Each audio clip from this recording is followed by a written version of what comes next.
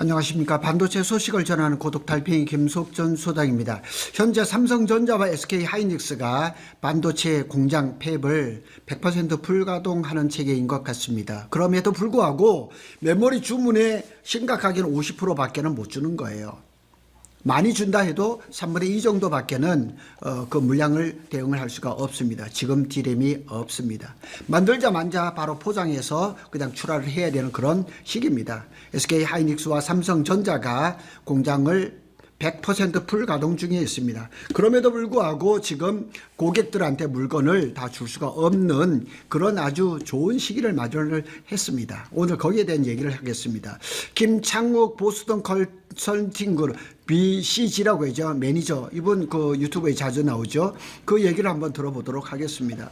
반도체 산업은 장기적으로 성장할 가능성이 크다. 우리가 쓰는 전자제품에 다 반도체가 들어가기 때문이다. 10년 뒤에는 1인당 하나씩 로봇을 갖게 될 거라는데 로봇에도 반도체가 엄청나게 들어갑니다. 이렇게 얘기를 했습니다. 현재 메모리 반도체의 상황을 한 줄로 요약하면 메모리는 단기 업황 회복이 아니라 구조적 공급 부족 직면에 진입했다. 구조적이라는 얘기를 제가 여러 번 말씀을 드렸잖아요. 구조적 공급 부족, 구조적 캐파 부족 이런 얘기를 많이 합니다. 과거처럼 경기가 좋아졌다, 가격 반등 이건 아닙니다.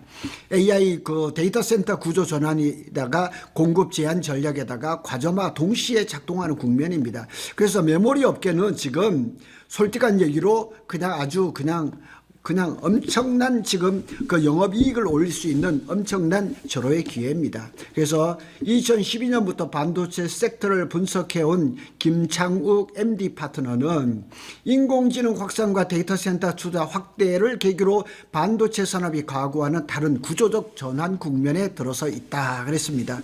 그래서 전에는 메모리 반도체가 그냥 호황이면 증설하면 그 다음 한 1, 2년 뒤에는 그냥 공급 과잉이 돼서 가격이 뚝 떨어진다 이런 시대가 지금 아니라는 얘기죠. 왜 지금 D램, HBM이 이렇게 부족한가? 수요량 절반밖에 못 채우는 메모리 공급량 이런 것을 한번 살펴보겠습니다. 수요 구조가 완전히 바뀌어 버렸습니다. 과거에는 스마트폰, PC 등 B2C 수요였죠. 그게 대략 한 5, 60%였습니다. 그래서 경기 침체 시에는 수요가 급감하고 가격이 그냥 곤두박질 쳐서 23년도 같은 경우는 SK나 삼성이 그냥 적자를 기록했죠. 현재는 데이터 센터 수요가 50% 이상입니다. 향후 70%까지 확대될 전망이고 B2B 수요라서 경기 둔화 영향에 제한적이라는 얘기죠. 지금은 다르다는 얘기죠. AI는 선택 소비가 아니라 경쟁적 인프라 투자를 하는 거예요. 지금 투자하지 못하면 이 빅테크 기업들은 영원히 도태되고 마는 거죠. AI 수요는 폭발적으로 증가 중입니다. 그래서 보면 23년도 재작년이죠. 하이퍼스케일러의 캐펙스는 약 1000억 달러, 그러니까 146조 원 정도였어요. 그런데 29년 앞으로 한 3년 남았죠. 5천에서 6천억 달러. 그러니까 23년에 비교하면 5, 6배입니다. 이게 730조에서 876조 정도로 지금 5, 6배가 그냥 성장할 거라는 얘기죠. 이는 단순한 서버 증설이 아니라 GPU, HBM, DRAM, SSD, 향후 HBF로 이어지는 메모리 전체 스택에 대한 확대가 이루어지는 겁니다. 과연 그러면 현재 메모리 반도체는 얼마나 부족한가? 올 상반기까지는 고객이 원하는 물량의 50%만 대응할 수 있다고 얘기를 합니다. 공급되는 50%마저도 고객사가 물건을 받기까지는 주문을 하고 6에서 9개월 정도 걸린다는 거죠. 리드 타임이라고 얘기하죠. 돈을 갖다 먼저 선금을 주고요. 그냥 기다려도 그냥 즉시 못 받는 거죠. 공급은 생각보다 안 늘어납니다. 그래서 현재 삼성전자, SK하이닉스는 가동률이 100%입니다. 마이크론은 상반기까지 고객 수요의 50%만 대응이 가능하다고 얘기를 한 거예요. 리드타임은 6에서 9개월. 즉 공장이 놀고 있는 게 아니라 이미 풀가동하고 있어요. 새로운 팹은 즉시 만들어지지 않거든요. 그래서 공급을 늘리려면 신규 팹이 필요한데 최소 3년 걸려요. 중간에 멈췄던 평택 P5가 재착공을 했지만 시간이 많이 필요하고 저게 이제 페이지 1이 가동을 하면 28년 9월인데 아직까지 시간이 많이 남아 있거든요. 반도체 공급 물량을 빠르게 늘릴 수 없을까 고민을 하겠죠. 우리 뭐 삼성이나 SK 입장에서도 공장을 빨리 이어서 빨리 만들면 이렇게 경기가 좋고 비쌀 때 많이 팔면 좋겠죠. 그래 앞으로 1년간은 공급량을 못 늘립니다. 그리고 삼성과 SK 하이닉스는 현재 공장 가동률이 100%입니다. 하여튼 어떻게 하든지 이 공장을 쥐어 짜가지고 하고 싶지만은 안 되는 거예요.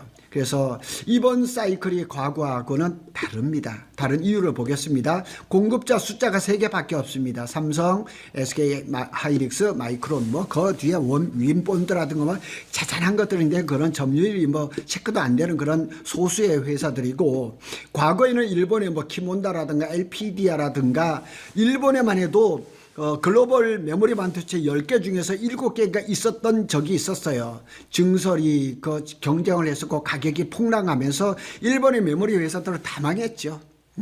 미국의 전략적인 압박도 있었지만 다 그랬습니다. 그런데 지금은 공급 조절 전략을 유지를 하고 있습니다. 그러니까 지금 호황이지만 삼성이나 SK 하이닉스가 밤낮 없이 돌린다고 해서 펑펑 찍어내지는 않습니다. 가격을 적당하게 조정하면서 물량을 적당하게 조정하면서, 한마디로 말해서 시장을 보면서 투자를 하는 거예요.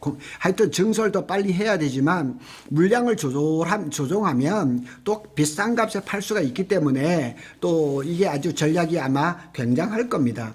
메모리의 이제 파운드리화, 이게 뭐냐면 저도 여러 번 말씀을 드렸습니다. 메모리 반도체라는 건 과거에는 범용 제품이었어요. 재고 사이클이에요.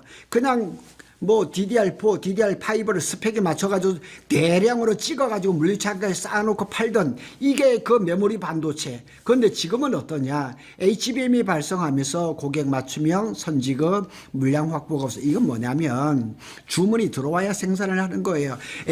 지금 HBM은 그렇게 거의 분기 단위가 아니라 1년 단위로 이제 계약을 해서 이렇게 하는 거예요. 파운드리화거든요. 파운드리가 뭔 거예요? 그냥 그거잖아요. 위탁 생산하는 거죠. 누가 A라는 제품을 만들어 달라면 그걸 수주를 받아서 생산을 해주니까 재고가 없는 거죠.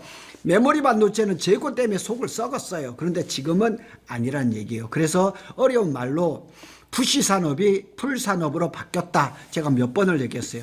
푸시 산업은 뭐냐면 과거 메모리예요. 일단 많이 만들어 놓고 시장에다 밀어내는 거예요. 그냥 싼 값에 그냥 땡처리하고 이런 식이 있었어요. 작년에 1분기까지 삼성전자가 그 재고가 얼마나 많았었냐면 한 42주 정도가 있었어요. 그런데 그것이 2분기부터 그냥 싹 다 팔려나갔거든요. 또 풀산업이 돼버린 거예요. 현재 메모리 HBM 고객의 주문이 먼저입니다. 그래서 그만큼 만든 거예요. 100개를 주문이 들어오면 100개만 만들어요. 재고가 없는 거예요. 그런 시장으로 바뀌어버린 거예요.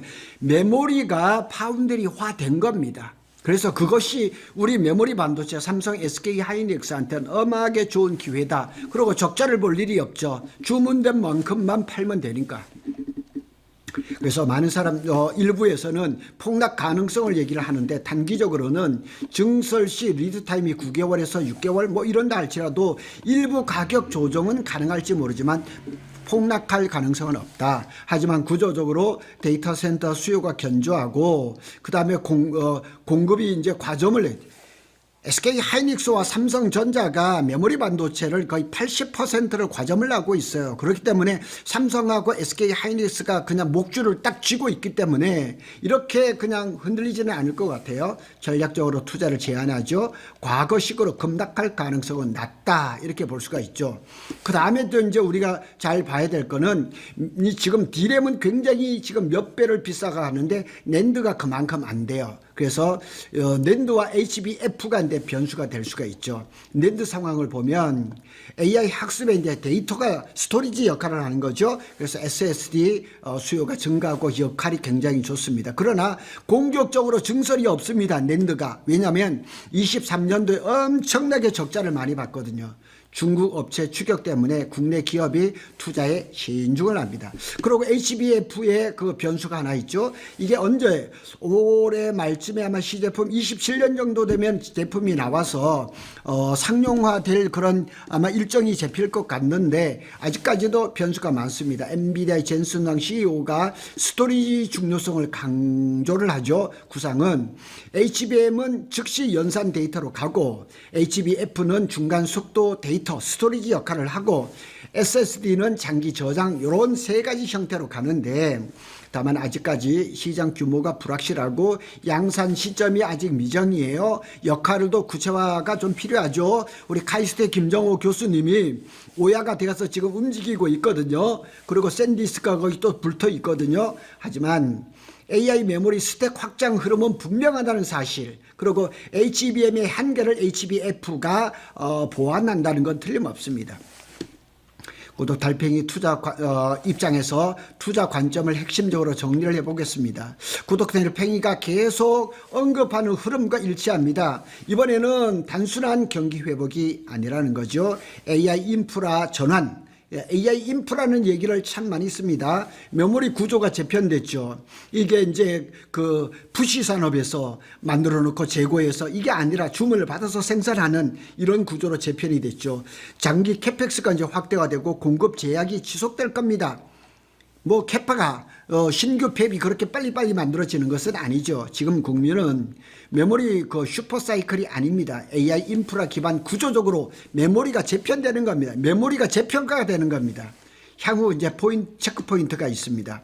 삼성전자 평택 캠퍼스 P5, P6 일정, 제가 유튜브에 일정을 올려놨습니다. 삼성에서도 P5하고 P6를 막 1년 정도씩 그냥 땡기려고 하는데 물리적으로 그러기 쉽지 않은 겁니다. 그것도 계속해서 일정을 제가 체크해서 올릴 겁니다.